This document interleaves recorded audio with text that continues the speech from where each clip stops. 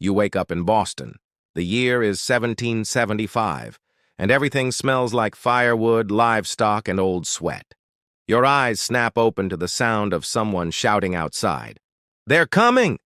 Which honestly could mean anything at this point. The British, the taxes, the neighbors' pigs, smallpox. Again. You sit up, if you can call it that, on a thin pile of straw stuffed in a cloth sack that has the nerve to call itself a mattress. Your back cracks in protest, your feet are cold, and your chamber pot is, full. Not overflowing, but definitely auditioning. There's yelling in the street and someone's banging a drum like they're trying to summon a demon. You throw on your one shirt, your slightly less dirty breeches, and step outside. Welcome to Boston, baby, where freedom is in the air, and so is the smell of raw sewage. The vibe? Let's say it's less life, liberty, and the pursuit of happiness, and more tension, tea bags, and mild paranoia. The town's crawling with redcoats, British soldiers in sharp crimson coats and equally sharp attitudes. They're stationed here to keep the peace, which is 1700s code for remind you who's boss. And you? You're a colonist, which means you're British. Kind of. But not really. You drink British tea, speak the king's English, and wear wool year-round like you're in some kind of punishment cult. But you also resent being bossed around from 3,000 miles away by a king who has never once set foot on this continent and probably thinks you are all tree-dwelling weirdos. To be fair, you are weirdos. You've got Puritans who think dancing is satanic, smugglers who pay off the customs agents with rum and winks, and Enlightenment nerds writing angry essays about freedom while owning slaves. The contradictions are practically part of the furniture. Now let's talk about that tea situation. 2 years ago, a bunch of guys in fake Native American costumes chucked 342 chests of British East India Company tea into Boston Harbor. Not for fun, though it was kind of fun, but to protest being taxed without representation. Britain responded the way all annoyed empires do, with more rules, more troops, and more rage. The harbor? Blockaded. Trade? Suffocating. Tensions? Boiling. Your neighbors are either whispering about rebellion or snitching to the crown. You never really know. One day, you're sharing stew with someone. Next day, they're turning you in for storing gunpowder under your floorboards. And gunpowder? Yeah, that's becoming a hot topic. See, towns across the colonies have started forming militias. Basically local dudes with pitchforks and, if they're lucky, actual muskets. The British know this and they're not thrilled. There's talk of a powder raid. There's talk of Lexington and Concord. There's talk that soon, real shooting might begin. You pass by the local tavern, which is always busy because, let's be real, alcohol is one of the few joys in colonial life. Inside, you hear arguments over whether it's better to beg for peace or punch the monarchy in its powdered face. People are quoting Thomas Paine before he's even famous. One guy's calling King George a tyrant with a wig made of sheep butt. Nobody corrects him. Someone brushes past you muttering about liberty or death. You're not sure if he means it literally or if he just stubbed his toe. Either way, everyone's on edge. Tensions are the town's new wallpaper. You hear rumors that the Sons of Liberty are meeting in secret again, that the British plan to seize colonial weapons, that war is coming. And honestly, you believe it, because this isn't about taxes anymore. It is about being treated like disposable side characters in an empire that only remembers you exist when it wants money. You're tired of being the teenage colony whose parent won't stop micromanaging. And yet, rebellion? Against the British Empire? That's insane. They've got the world's strongest navy, thousands of trained soldiers, and endless money. You've got pitchforks, pamphlets, and dreams, and disease. Lots of that too. But here's the thing. The people are fired up. Something is happening in this chaos. Call it revolution. Call it treason. Call it, well, I guess we're doing this now. But it's real. It's growing. And it's going to explode. Your stomach growls. You remember you still haven't eaten. Again, just another day in the revolutionary pre-game show. As the sun rises, It bathes the streets in gold, like it's trying to be poetic, and you can hear the sound of marching boots in the distance. British boots. And somewhere you're sure someone's already loading a musket. Someone else is already writing a speech about freedom. And someone else probably just spilled tea and is currently screaming in frustration because tea is basically a sacred beverage here. You take a deep breath. The air is sharp, gritty, like history itself is catching fire. And you, poor colonial soul, are smack in the middle of it. So you've signed up for the cause, liberty, glory, maybe a cool nickname like One-Shot Will or the Bayonet Whisperer. But mostly you signed up because someone yelled, "The British are coming," and you didn't want to be the guy who hid in his pantry. Now you're officially a militiaman or maybe a continental soldier, depending on whether the paperwork got lost in a horse accident. Either way, congrats. You've landed yourself the worst job in colonial America. Your uniform?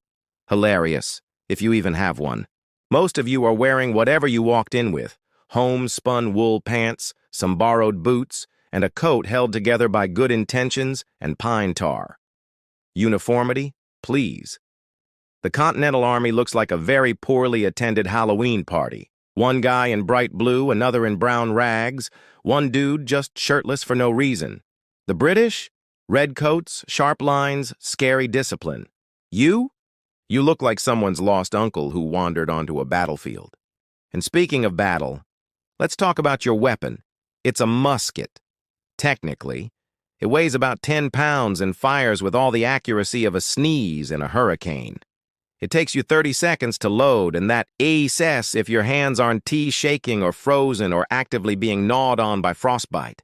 You gotta bite open a paper cartridge, pour in the powder, shove the ball down the barrel with your ramrod, pull the flintlock, and pray to every deity you've ever heard of that it goes bang and not puffed followed by the click of death. Let's say you're not in battle, though. Let's say it's just a normal day in camp. Lucky you. You wake up in a damp tent that leaks like colonial gossip. The ground is hard, cold, and crawling with more life than your average barn. Lice, fleas, rats. Pick your companion. You've named one of them Jerry. You have a weird relationship now. Your breakfast? If you get it, it's usually hardtack. Imagine a cracker forged by demons, dry enough to cut your gums, hard enough to break your teeth. You soak it in whatever liquid's available, water, rum, regret, just to make it chewable. Sometimes you get salted meat. It's gray. That's not a color meat should be, but you eat it anyway because starving in the name of freedom is still starving. Hygiene? Oh, sweet summer child. Baths are rare and often involve standing in a creek hoping nothing bites you. Toothbrushes don't exist. Toilet paper? A luxury item. Most days it's just leaves, a prayer, and questionable decisions. You start to miss the smell of manure, because that at least smells like something alive. And the duties? Endless. You're digging trenches, patching your own shoes with rawhide, foraging for firewood, standing watch at 3 a.m. in a snowstorm, and carrying water in a barrel that leaks like your morale. And if you think you can just slack off, think again. Your commanding officer might be a former farmer with no military experience, but he will yell at you with the full power of righteous fury and bad breath. Then there's the marching. Oh, the marching. Miles and miles with everything you own strapped to your back. Gun, blanket, cooking pot, maybe a Bible, and that one deeply cursed pair of socks you've been reusing since Bunker Hill. Your feet are blistered, your legs are sore, and you've now classified walking in mud as an extreme sport. One guy in your unit literally lost his boot in a bog. Just gone, sucked into the earth like the revolution itself. And disease? Always trending. Dysentery is running the show. Guys are dropping from smallpox, typhus, and general 1700s vibes. There's no real medicine, just whiskey, bleeding, and yelling, "Walk it off," while someone's arm turns purple. You'd go to the doctor, but he's already passed out drunk next to a bucket of leeches. Mail from home? Rare. When you do get a letter, it asks from your cousin Sarah, who wants to know why you haven't written, and did you really join up with that traitor Washington fella? You try not to scream. And about that Washington guy, you've probably seen him. Stoic, tall, always looking like he's 2 seconds from either delivering an epic speech or punching the sky. He's got charisma, sure, but he is also trying to keep this hot mess of an army from falling apart with chewing gum and civic virtue. Half the time, you don't have shoes. The other half, you're being told to charge at a British line while your musket is being held together with spit and panic. Still, every now and then, you get a win.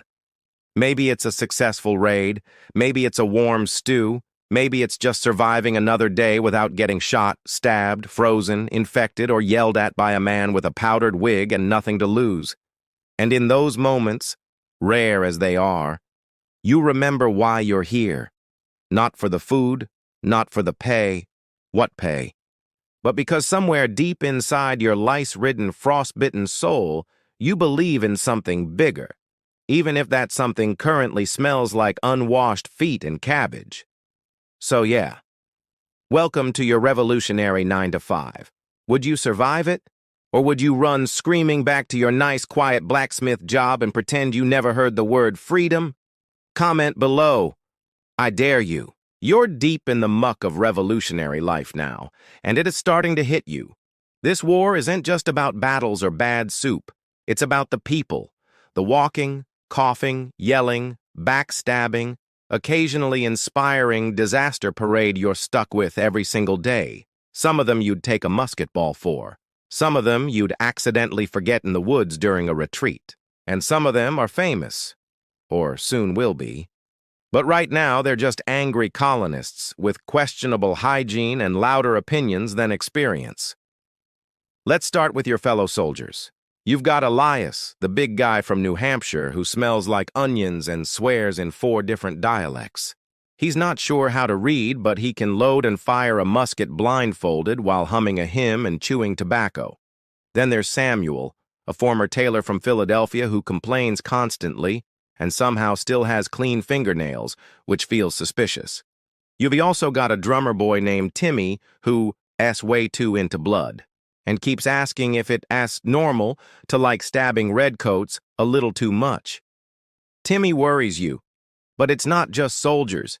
You deal with camp followers too, women, children, runaway slaves, even a few merchants trying to sell buttons and whiskey at war-inflated prices.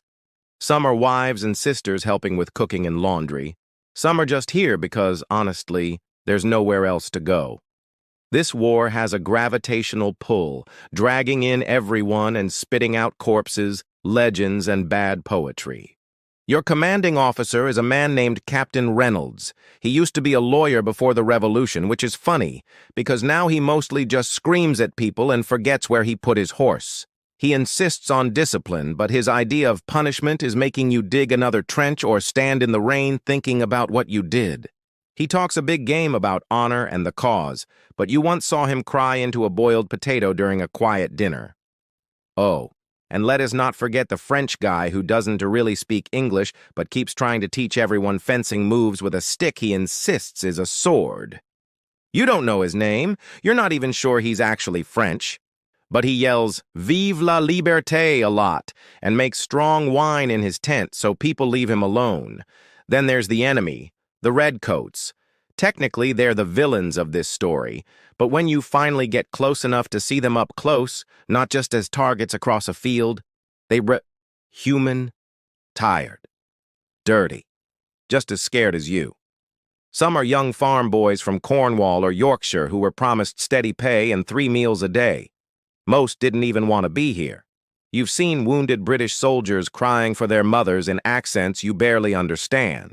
You've also seen some absolute monsters, the kind of officers who order bayonet charges with a smile and think hanging rebels is a good way to start the day.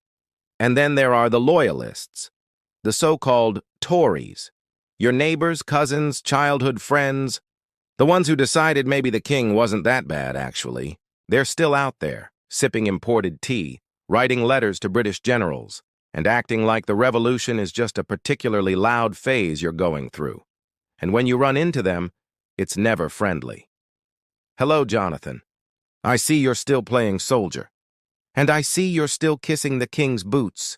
Cue awkward tension, forced smiles, and the knowledge that one of you might be hanging from a tree by the end of the month. And let's not forget the real MVP of revolutionary drama, George Washington. You've seen him once, maybe twice, from a distance. He rides through camp like a carved marble statue come to life. Stoic, silent, absolutely radiating, dad who's disappointed but won't say it, energy. When he speaks, men shut up, even Elias. Washington isn't flashy. He doesn't do the Braveheart speech thing, but he works harder than anyone, eats what you eat, freezes in the same snow, and somehow never seems to get lice. It's weird. You think he might actually be made of granite. There are rumors about other big names, too. Jefferson, who writes pretty words and owns slaves, which is awkward. Adams, who yells so much it gives people migraines. Franklin, who is allegedly in France charming the pants off every noblewoman in sight while trying to convince the French to bail you all out. You're not sure if these men are heroes, hypocrites, or both. Probably both. But back in camp, none of that matters. What matters is Elias breaking wind during morning drills, Timmy drawing bayonets in the dirt with disturbing accuracy, and Reynolds yelling, "Form up," when you're already standing in formation. You eat together, fight together, freeze together.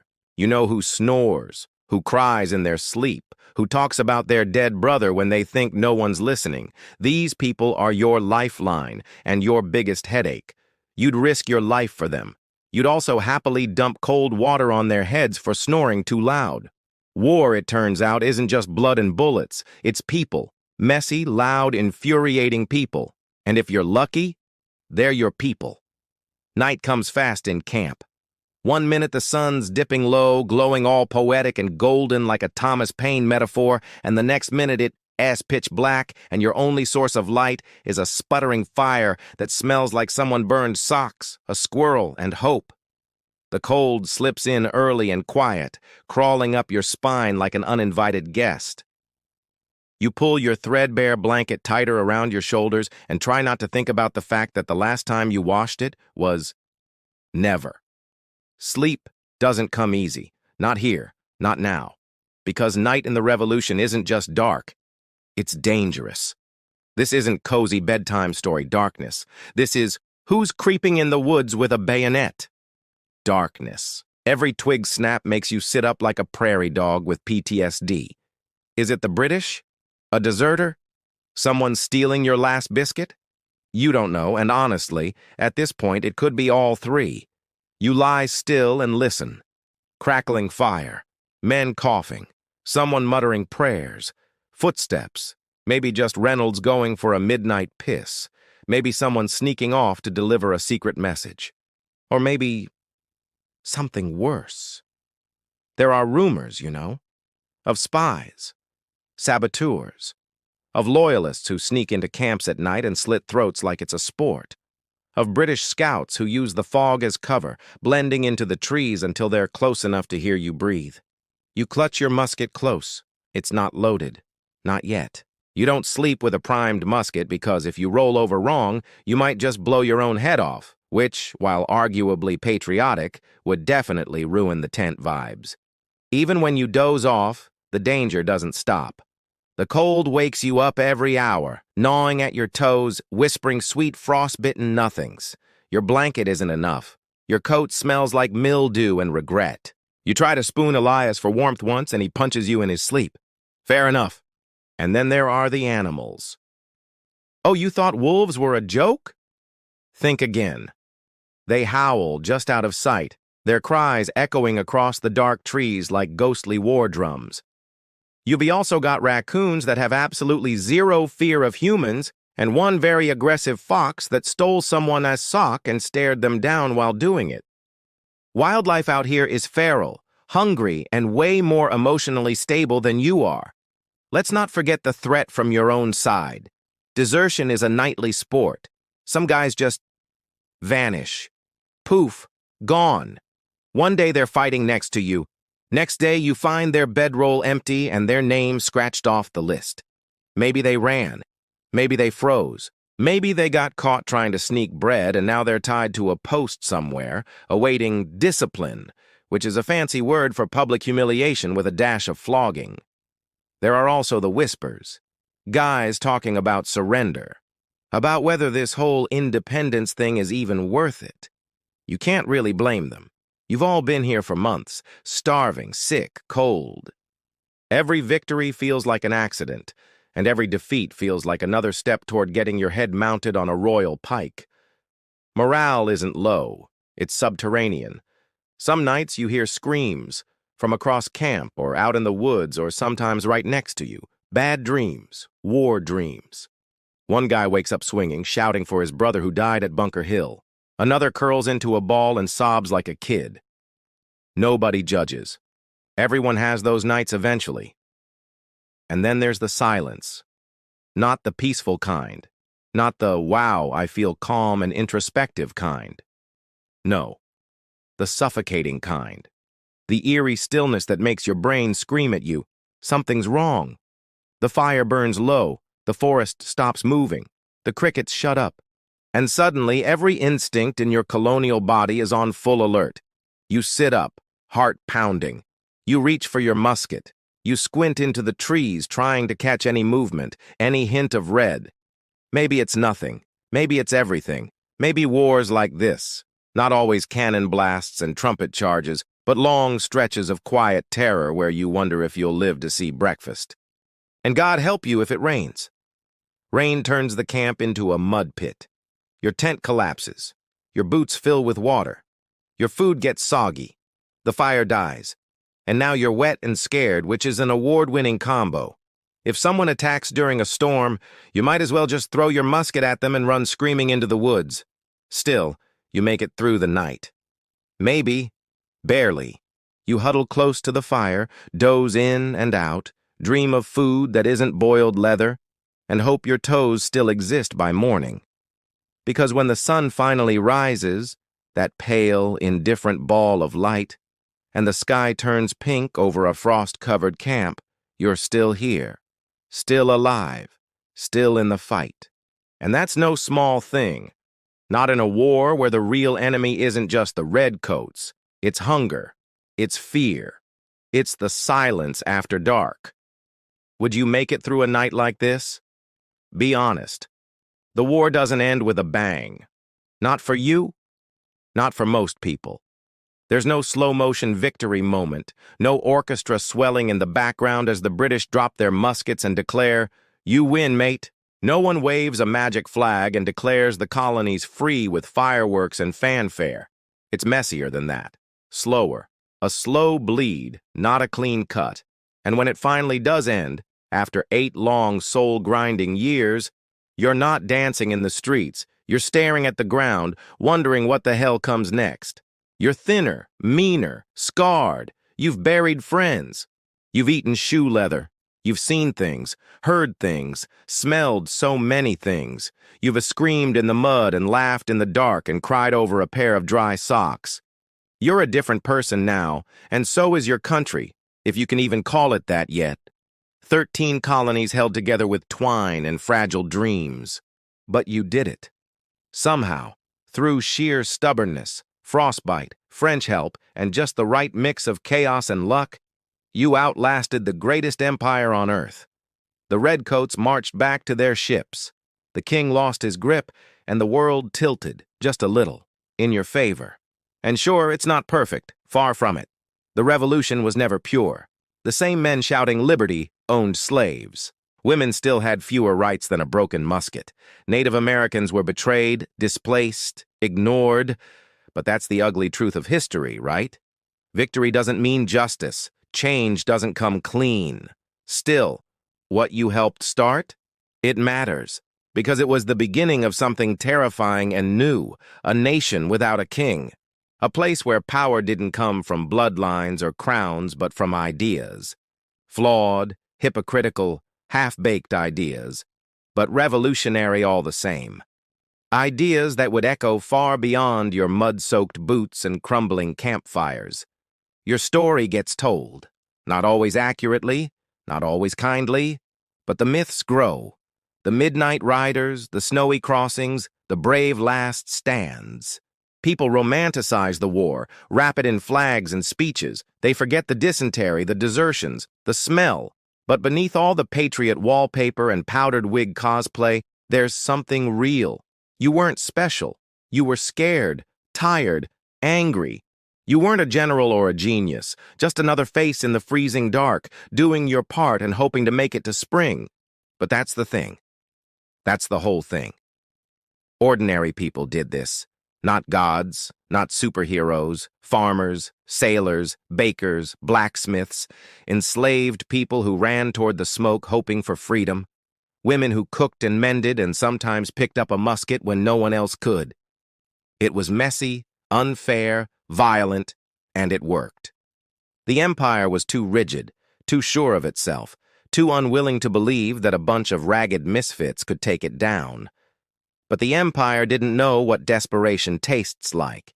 It didn't understand that when people are pushed far enough, they don't break, they bite.